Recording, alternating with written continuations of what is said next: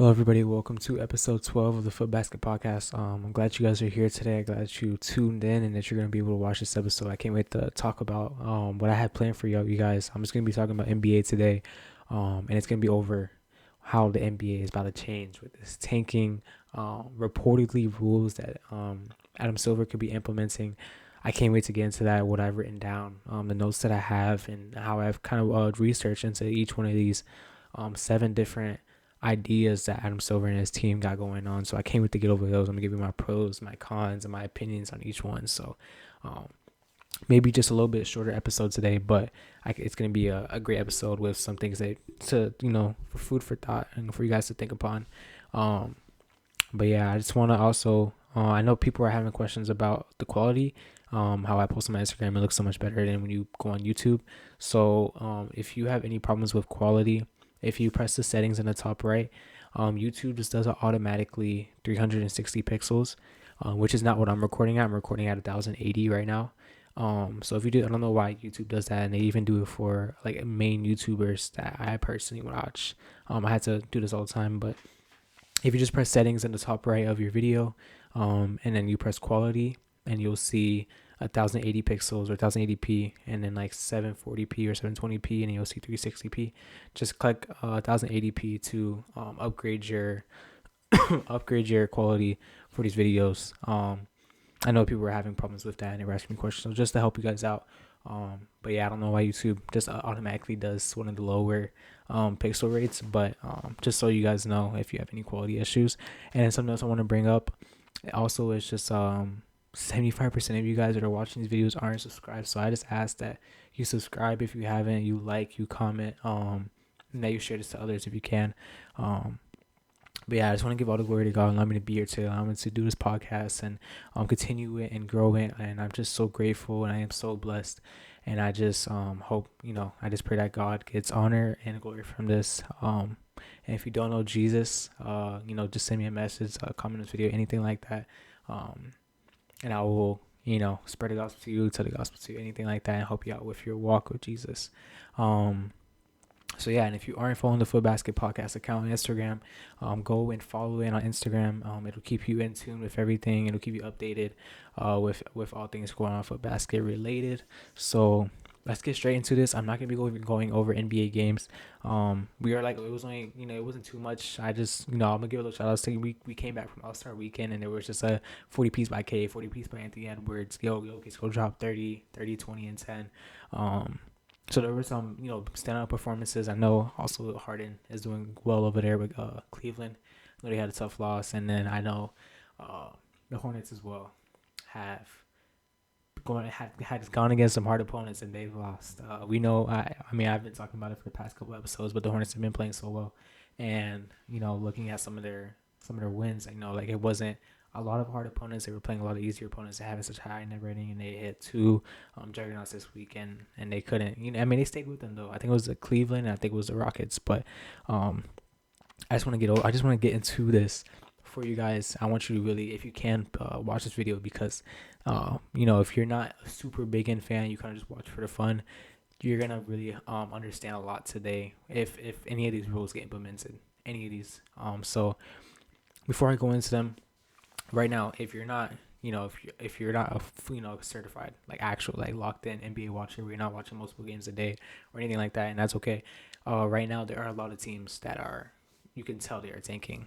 I remember the biggest one that I saw personally was the Utah Jazz in the Magic game. That was like about a week and a half ago, 2 weeks ago, and literally, this is when Memphis had just made the trade where Jaren Jackson Jr. and John Conchar and Vince Williams, those three guys, just pulled up to Utah. This is your second game, first game, or whatever. Last 8 minutes of the game versus Magic. Utah are winning by 20. They take out Lauri Markkanen. They take out these Jazz players that knows the system, knows the playbook, and knows the place. They put three Grizzlies players that just pulled up to Utah maybe a couple days ago, just got relaxed into their new home. Had the final 8 minutes left in the game, and they choked. I'm not gonna say choke because I genuinely think this was a tanking situation, and they lost the game. And this is because the Jazz want the higher pick, and teams have been doing this for many years now, where they will forcefully lose and take out their star players so they can lose and try to get that higher pick. And I mean, the main problem when it comes to this is of course just revenue and fans.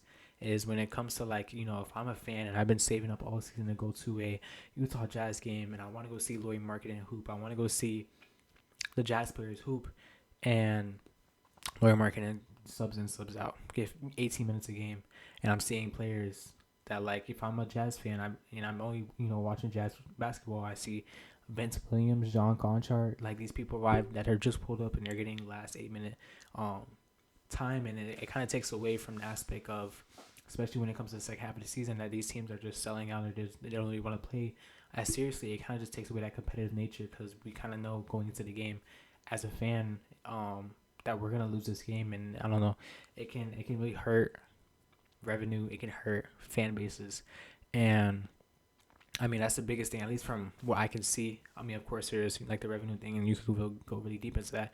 But the biggest thing that, like, I see is such a problem with it is just like, if you're a fan that's been saving up all season, and or if you want to go on your birthday, you want to go, I want to go watch the NBA game on my birthday. Like, I'm such a fan of this team, I want to go on my birthday, and you go on your birthday and you're seeing 14th man on the roster play some G League or play because your team wants to get a draft pick for next year, and it's like, you can understand it if you're like, if you're locked in, like a basketball watcher, where bad teams get the higher draft picks, but like, if you aren't as serious into the sport and you're just going for the entertainment and the fun, and you go there and a little bit of players, but now, excuse me, the players that you've been coming to look for are not even playing, so it's just like, it's been such a problem. And I know what's his name, Adam Silver, has been under so much pressure, so he posted this where Shams posted this on Instagram, saying that by report, the NBA is considering the following when it comes to anti-tank rules. The first one is only allowing first rounders to have top 4 or top 14 protections. Okay, so let me go over this real quick. Okay, only allowing first round picks to be top 4 protected or 14 plus protected. So if you're not logged in, I'm gonna say, I don't want to use the word logged in. I'm gonna just say for the rest of the video, if you're not an NBA watcher, that doesn't sound good as well. I don't know what I want to use for like the actual certified, like people that know everything about protection with picks and how they're traded, things like that. I'm gonna say you're not a. Oh, that doesn't sound right either. Let's just for casual fans. That's a better word. If you're a casual fan, right? When teams trade first round picks to other teams for like players, like if you want to go get James Harden, you have to go trade first round picks for him or whatever. If you want a good player, you need to trade up something that's equal value, right? And right now you can trade a pick that's top 5 protected. You can trade a pick that's like lottery protected. So if I'm OKC and I go trade this pick, what's it called? If it's in the lottery, I keep my pick. But if it's outside the lottery, whoever I traded to keeps that pick. And it's for top 4. If it's for lottery, if it's for top 28, it's anything like that. And Adam Silver and his team reportedly wants to implement this rule where it's only top 4 or it's only 14 plus. There is no lottery. There is no top 5. There is no top 8, because you could really do whatever right now. They're making this top 4 or 14 plus.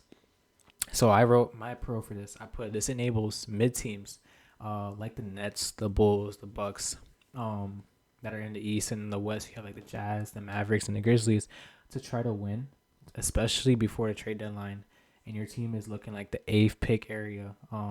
Even though you wanted to take even though you wanted to take, you might just buy 2 at least to have a pick, especially when picks are so valuable now. So like what I'm trying to say in that sense is that if you're kind of that top, because you can only do top 4 or 14 plus. So if you're 4 through 14, that's usually like the 8th seed, the 9th seed, the 10th seed right now. If you're in that area, you don't want to go down to being the worst team, because if you have a top 4 protected pick with somebody, they can end up taking that pick if you become really bad. You know what I mean? So this enables teams to stay in that 8-9, to continue to compete, to keep their players out there so they stay in that 8-9 range, versus like just sending their players to get the worst pick or whatever. And then I put the con for this is definitely just top three worst teams in each conference. Come All-Star break will not stop their tank. But maybe that's not bad, because some teams truly need to get a top 5 pick. So I'm basically saying that like will not stop their tank, but maybe that's not bad, because some teams So like when it comes to the All-Star break, teams are already tanking before the All-Star break. That Magic and that Jazz game was already they were already tanking, but this will cause teams to even tank way before the All-Star break because they want to create that gap earlier in the season. You know what I mean?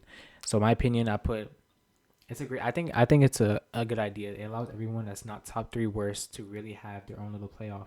Because if you're really in that 8-9 spot, you're kind of having a playoff with other 8-9 teams to stay in that 8-9 spot. If you have this is only if you have a protection, of course, but it kind of I mean we're gonna see tanking by like the really bad teams still. So I guess that's like the bad part of it. But when it comes to those 8-9 teams, it's kind of even like a playoff between those teams that like if we go see Mavericks versus Grizzlies right now, they finna play hard for that game because they want to stay in that 8-9 range. They don't want to lose and keep losing and end up losing a top four pick. Um, Again, these are only if the picks have protections. If it doesn't, then like teams are still gonna tank. So I guess that's what the negative is as well. And now let's get to the second one. The second one is freezing lottery odds at the trade deadline or later date. So right now, the lottery odds, like when we find out who's first, second, third, fourth, whatever, stops. Like it freezes when the season ends. So it's based on what your record is when the season ends. This rule basically says that like by whatever record you have at the trade deadline, that's where you're gonna be when it comes to lottery odds. Not where you're gonna be picked, of course, and that's how it is for regular season as well. Or right now, but that's where it's gonna stop. And I think this is a pretty good one as well. But I'm gonna put for my pro. I put once the odds of when the odds freeze teams can now just play their star and young players. So like basically saying like after the trade deadline, you could continue to play your players and your stars, and that's what my opinion is on anti-taking is that you need to see these big names continue to play for fans and stuff like that. So once the that freeze happens, you don't need to start selling and tanking and like sitting your players out. You can really continue to play the rest of your season as hard as you can. Um, and for that, you could do that for every single team, even if you're the worst team in the NBA. I think it's so important as well for young players like the Wizards that you shouldn't be sitting your players. I think I saw a post where Alex Starr had a game where he literally played 12 minutes, and I think he's too young for that. Like you need your young guys to continue to get those reps on the main stage against good teams, against good players. Um, so that's what I have for the pro is that this like once the trade deadline ends, which is in February, the rest of the season between February and April, or February and April, um, teams are continuing to play hard, and I think that will help with the fan part of it. My con is that teams are going to start to tank earlier. I think that's what will happen with this is that if you're a team that you like, I mean, I don't know. I know the Pelicans thought they were going to be good this year and they're one of the worst teams in the NBA. But if you're a team like the Wizards, you're not winning anything, right?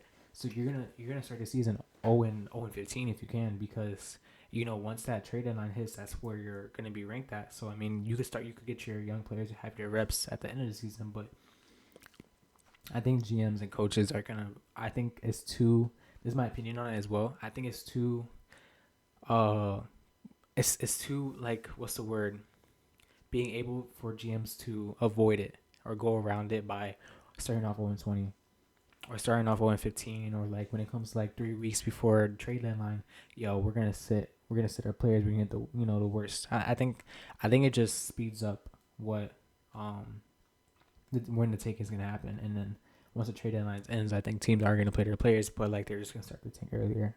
Um, that's my opinion. I don't think they should implement that just because of that reason. I think it's there's too many ways to get around this whole rule. Um, so that's point two. For point three, we have blocking teams from selecting in the top four in consecutive years. So it's like back to back years. Or after consecutive bottom three finishes. So back to back bottom three finishes. So if you're a team, um, yeah, you were bottom three 2 years in a row. I think the Wizards have been bottom three 2 years in a row after the season. Um, you can't pick a top four pick. If you're a team that was, you pick like the Mavericks, they can have a top four pick again this year. So this is what I have for my pro. I put after you get your top picks, teams are incentivized to go and try to win now. So basically, like a team like the Mavericks, they could pick up Cooper Flag, that season, and then after that season, they're gonna go and try to buy. They're gonna go and try to win because if they try to sell right now, they're gonna get a top four pick and they can't even use it. So like that incentivizes the team to, after you get their pick, after they hit on the top 4 pick, because once you get a top 4 pick, I think it's basically almost guaranteed like you're gonna have someone that you really build around.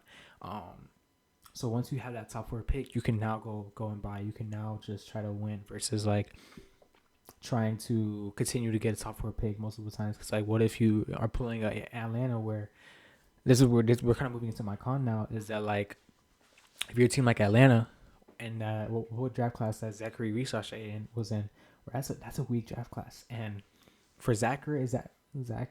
I don't know if I'm saying his name right, but Zachary Risache, for him being a first overall pick, like, dang, like you gotta go buy it for that. You know what I mean? Because Zachary Risache is not something you could build around. At least from what he's played as a player this season, being a top 4 pick, where there was other players in this draft that I feel like you could be more confident to build around versus the first overall pick. So like Atlanta's cooked in that situation. So I guess like that's the con of it, but like the pro is definitely just for teams to like fast forward their buying versus just trying to lose all the time until they finally hit.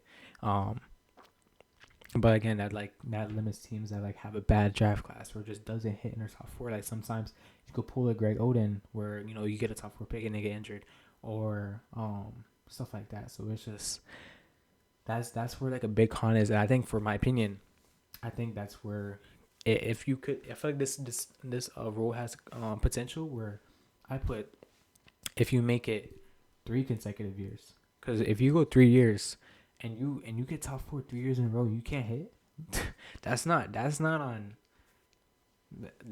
luck. That's bad GMing at that point, because you have mock drafts, you have your own scouts. Because if you go year 1 and you don't hit, you better go spend more money on that scouting team. If you go year 2 and you don't hit, if you don't put every dollar you have onto that scouting team, and you go 3 years and you still don't hit, so bro, like it's just I think 3 years is a better I think it's a better time period. I think for back to backs like Atlanta, like you're cooked because you went first overall, like you should have. I think Zachary Risache was mock draft first overall in every draft, or every draft board, but unfortunately he just doesn't have that top 1 like that first overall pick generational talent like Cooper Flag does, or like this next draft class. So it's just, I think three consecutive years, because like if you can't hit like after 2 years, like dang, like then it's just bad GMing at that point.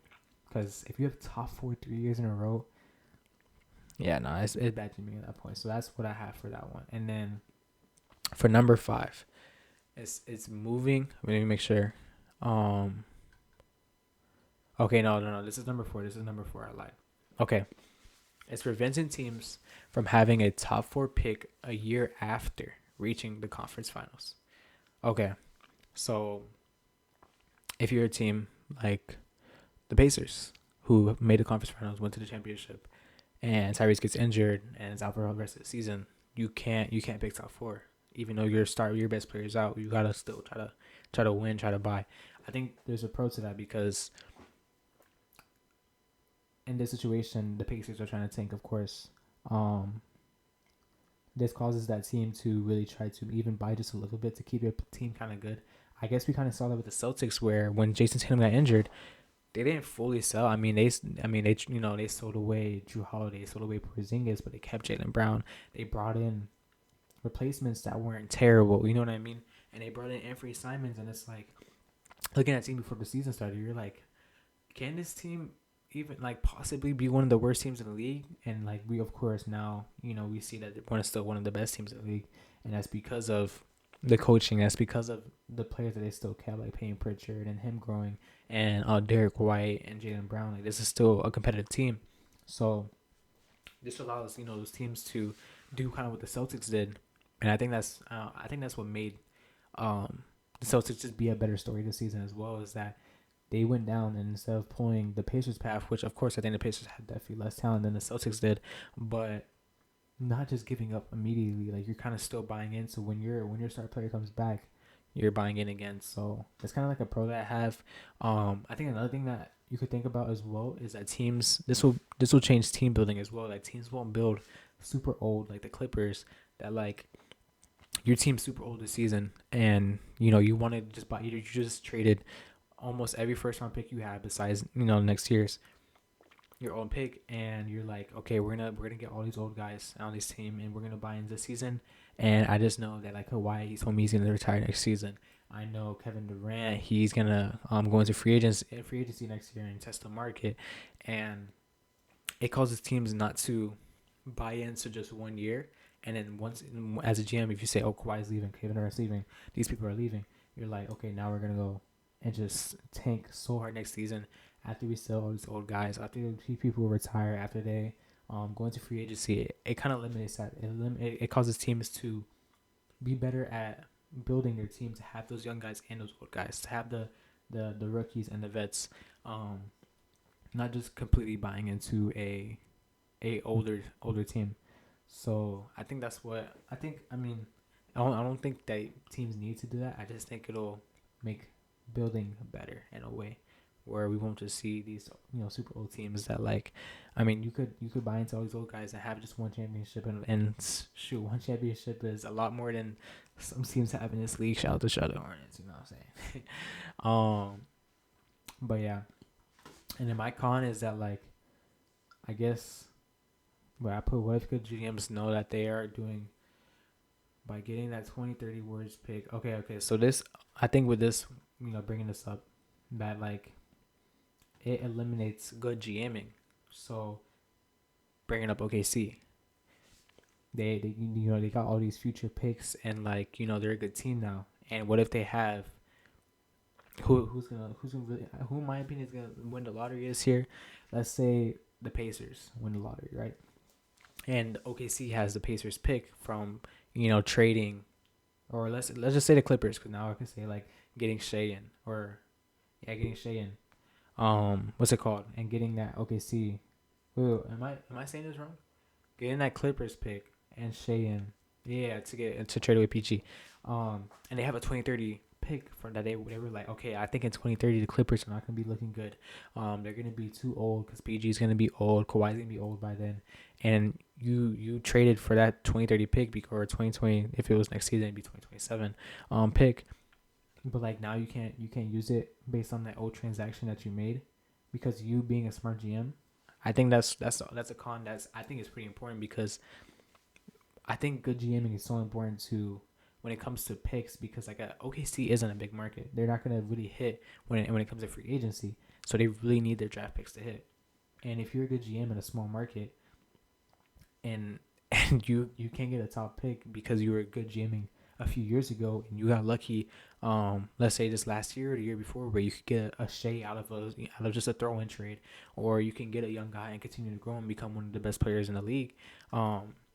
Now you can't get another asset because you were a good GM like 6 years ago. I don't know. I think that's a big con for like like a situation like OKC, or even just small market teams being good GMs. And like there's a lot of trades that we see that are like 2030, 2031, 2032 trades for picks, but like 6 years down the line, if they end up being good, they can't end up picking that, getting that pick or whatever. But I mean, my opinion is that we saw this as well. This is like, I'm so happy I remember this, but we saw this with the Warriors back in the LaMelo draft class, where they selected James Wiseman. And that year before, the Warriors were good. The season before the Wiseman pick, or that season of the Wiseman pick, for them to be bad, Curry got injured, and they were bad the rest of the season, right? They were bad the whole season, and they were like, okay, so Curry's out for the rest of the season. We're not winning a game. We're gonna get this asset of a top.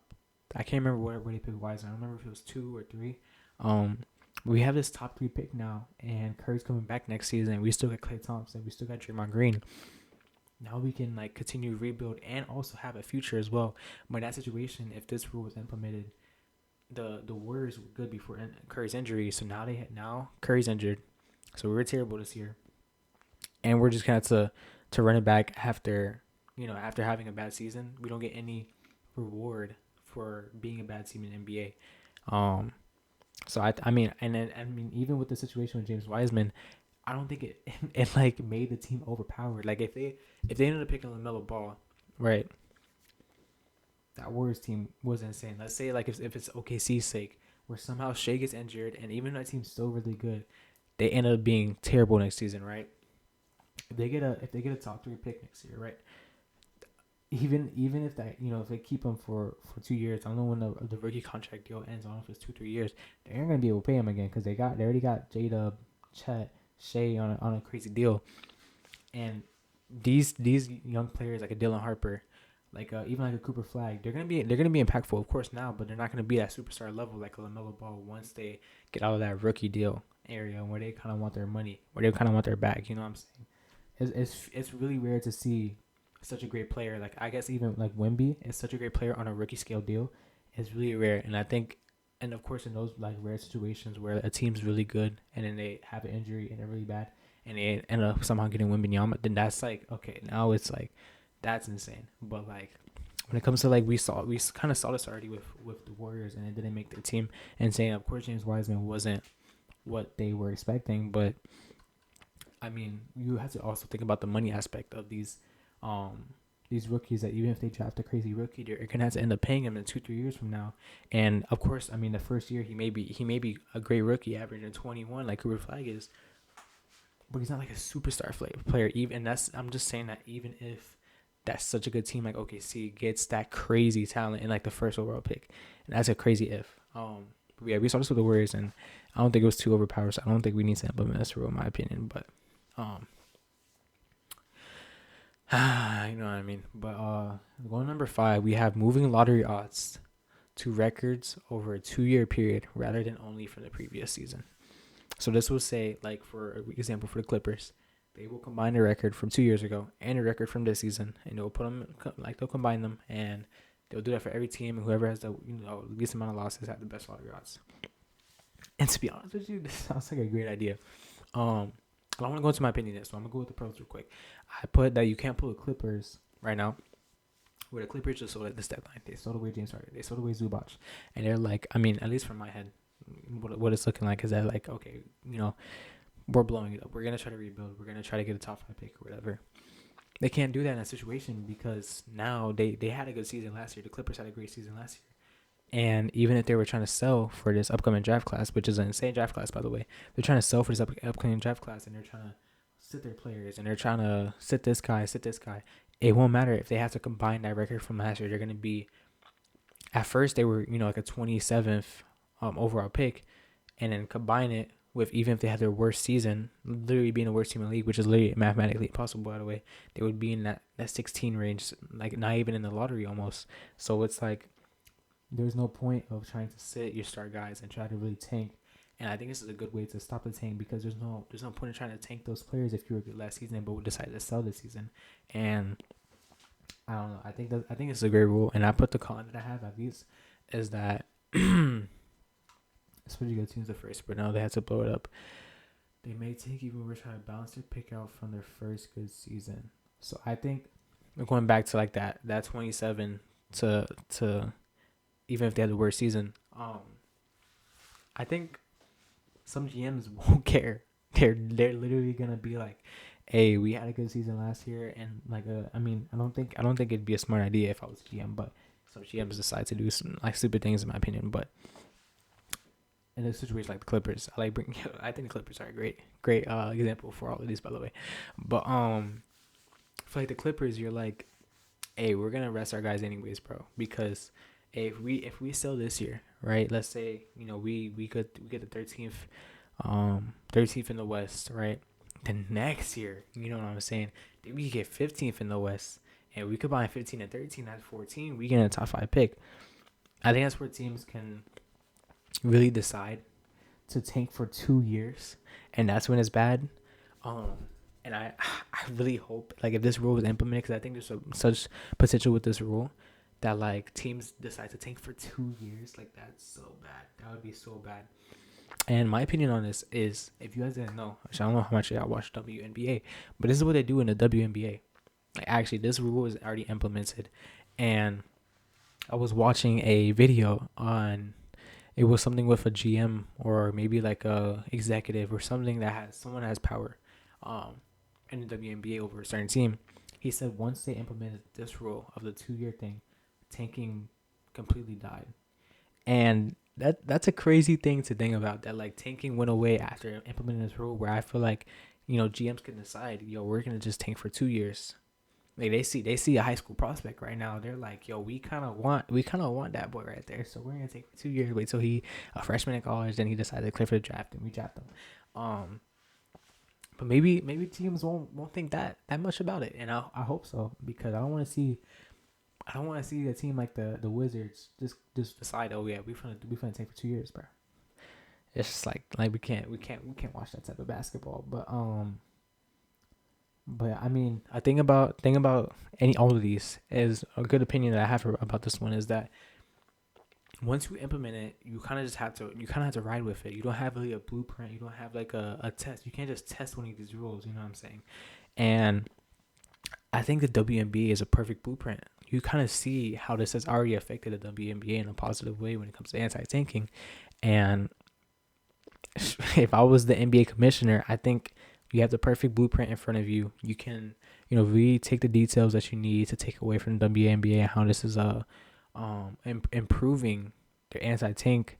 And I think this is the only rule out of all of these that you kind of have that blueprint versus like you don't want to implement one of these rules with no idea or no like test or draft of any of these, and then once you put it in the league and already implement it, what you're gonna implement it for one season and take it away. We don't see that in the NBA league. We don't see that in the NFL league. We don't just like with the NFL new kickoff rule. Although it's getting hated on, the NFL ain't taking it away. I mean, they may take it away 2-3 years from now, but they're not gonna implement something and then take it away the next season. This is the only rule that has a blueprint, and we've seen the blueprint work. So that's why I think this one is. I mean, it has potential. So, that's what I have to say about that one. And then for the sixth one is that play-in tournament teams are also included in the lottery. So, a definite pro about this is that play-in teams aren't gonna tank. Cause I think the teams that are tanking the hardest right now are the worst teams in the league that are close to being like a 14, 13 seed. Like if you're a 15 seed right now and you're 2 games away from being a 13 seed, you're going to tank really crazy. And then also play-in teams that want to get into the lottery. A team like the Bulls, they need to get in that lottery. ATL, y'all just sold. Y'all need to get in that lottery. And those teams I think are taking the hardest right now. And this will stop that. And that's the whole point of all these rules, to stop tanking, to be anti-tank. And I think this has so much potential to also be a very great rule, because this allows those play-in teams to continue. At least it helps anti-tanking for 1 through 10. You know what I'm saying? Because if you're a play-in team, you're gonna continue to have the same, be possibly in the lottery, versus, I mean, the only problem that you're going to have is 11 through 15 is still going to continue to tank, because they're going to want the odds of being a first overall pick versus the odds of being 8th overall pick. But this stops the tanking. That I think the teams that are literally thinking the hardest right now are those play-in teams, that they're like, there's no point of us being the play-in and outside of the lottery. We need to get into the lottery. Teams like the Bulls, teams like ATL. I was looking at the standings. Even a team like the Magic. In my opinion, I don't think. Shout out Magic fan. One of my boys is a Magic fan. Bro, you guys are not winning a championship. I promise you. And I don't know what it is that the Magic need to do, because they have the talent of Paulo. They have the building block around Paulo. They have the co-star Franz Wagner. They have the defense of Jalen Suggs. They have a shooter with Desmond Bane. I don't know what it is with the Magic. They just don't have the championship. I don't know if it's a talent. They just don't have that championship identity that I feel like the Pistons have, the Knicks have, the OKC Thunder have, the Spurs have, the Nuggets have. They just don't have that. And I don't know what it is, but I don't know if you need to sell, but like those play-in teams, especially like ATL, especially like the Bulls, they need to get out of that play-in so they can get into that lottery, so they can have a chance of getting a top 5 pick. But this eliminates that. I think it's a great rule. And then my con is that, to be honest, I'll put that there's really no con. The only thing I could think about is that because teams with maybe for injury, but like Magic or Warriors right now could literally win the lottery, but also be okay. So I'm thinking, bro, this is like such a what if situation too. But let's just say a team like the Warriors, right, where they have Curry injured right now. Let's say Curry's injured the rest of the season, and the Warriors end up being the 10th team in the play-in, and this rule was implemented. Right, they're gonna probably lose in the play-in, and then somehow they maybe not win the lottery, but they jump up, get a top 3 pick. The Warriors are going to be contending next year. I mean, they still have Jimmy Butler. They're going to have Porzingis. They're still going to have Draymond. They're still going to have Curry. The Warriors are going to contend next year. That's before this top 4 pick, whether or not. And it's crazy to think that like a team is about to get a top 4 pick and also contend next year. I mean, we saw with the Mavericks this season, but like, who thought the Mavericks were going to win? I mean, we knew Kyrie wasn't coming back, and even if they were thinking 2 years from now, 36-year-old Kyrie, Anthony Davis, were they gonna win a championship? Probably not. But like it's crazy to think that like a team could literally win the lottery and continue to contend in the same year. Because we know a team like the Warriors will of course try to contend after just buying in this trade deadline. So, I guess that's like the only con, but that's such a like a what if situation. But I mean, it could literally like if this rule was implemented right now, the Warriors are currently a playing team right now, and if this rule is implemented, they could literally win the lottery and then also contend next year. So it's not like super unrealistic, but it's like such a what if. And then my last thing, or the last point that they ended up bringing up was that they were gonna further flatten lottery odds for all teams. So right now, I think the 3 worst teams or the 4 worst teams are at 15% chance. Is it 15 or it might be 12 or 14? I think it's 14. The 4 worst teams have a 14% chance of getting the first overall pick, right? Then it goes like the 5th worst team has like a 12. The 6th worst team has like 11, and it continues to go down after that. It used to be that if you were the worst team in the league, you had like a 25% chance of winning the lottery. Like it was like a quarter chance that you win the lottery versus they've already flattened it two times since it's been a quarter, which I think it was like a quarter in like when David Stern was the commissioner back in like the 2000s. And if they flatten it more, are we talking like 8 through 1? They all got 10%. Is it like that, or is it kind of like 1 through 4 are still gonna have the same, where it's gonna be the 4 worst teams are gonna have maybe 11% this time, and then 5, 6, 7 are gonna have 10%, and then 8, 9, 10 is gonna have 8%. It's like I don't know, but my pro for this is that like bad teams won't try to tank as hard, because if you're a team that's like right now, mock draft to be, I don't know if mock draft is the right word. I think mock draft is the right word. I can't tell. To be like an 8th overall pick, there's no point of truly tanking, because I mean, I don't know how they're gonna do the odds. I don't know, they didn't put more details on this, but like you could literally, if they do it how I would think they would, you could have the same odds as like the worst team in the league if you're eighth in the worst in the league. So like you don't need a tank. You could just kind of stay and continue players and continue play young stars or whatever. So that's kind of my pro for it. My con is that the worst teams, some teams, I think it's such a big con, and this is why I don't think this rule should be implemented, because there's some teams in the league that truly just need that top 3 pick. Get the Wizards, I'm not gonna lie to you. If the Wizards don't get a top 3 pick this year with this draft class, which if you are a casual NBA fan, this draft class has 3 guys that could be the first overall pick, besides Cooper Flag and Victor Wembanyama. They could be the first overall pick for the last like 7 years, because they got AJ DeBonsa, Cam Boozer, and Darren Peterson. These 3 guys, I don't know if you know about college hoops or not. These 3 guys are looking like generational talents. If Wizards don't get one of these guys, bro, if they don't get one of these guys, and if the odds get flattened even more, and the Wizards get 7th overall next year, 8th overall the year after that, bro, the Wizards are literally cooked. And no hate on the Wizards, but they're a small market. Some teams just genuinely need that top 3 pick, because they're not going to sign anybody free agency. Ain't nobody want to go to Utah. Ain't nobody want to go live out in Utah. They want to go live out in Miami. They want to go live out in LA. They want to go live out in California. They want to go live out in New York. But they don't want to go live in Utah. So it's like that's a big, and that's what my opinion is on this as well, is that the biggest con is that like teams genuinely just like they need that top 3 pick. Sometimes they just need it, bro. And we can't flatten the odds even more, because those bad teams now just have a worse chance to get that top 3 pick that they need. So, but that's everything, bro. I feel like there's some of these that like that could really change the league when it comes to even just how teams build their team and like I'm excited to see what will happen. But I think either if any of these were implemented, I think it could like genuinely shift the league in a major way. So um I'm glad to just put you a part of this info. If you're a casual NBA fan, you just learned something today. Um, if you made it always in this video, I thank you for being here to all the way to the end. I thank you for sticking through it, learning about every single one of these. Um, so I thank you for being here in this episode. I can't wait to get to y'all next week about NBA hoops. We're probably gonna do something with NFL on the computer, and I don't know if it's gonna be a sport code or if it's gonna be a tier list or it's gonna be something fun, but we'll figure it out. But thank you for being here today. Thank you for joining this episode. I can't wait to see y'all next week. I'll see y'all.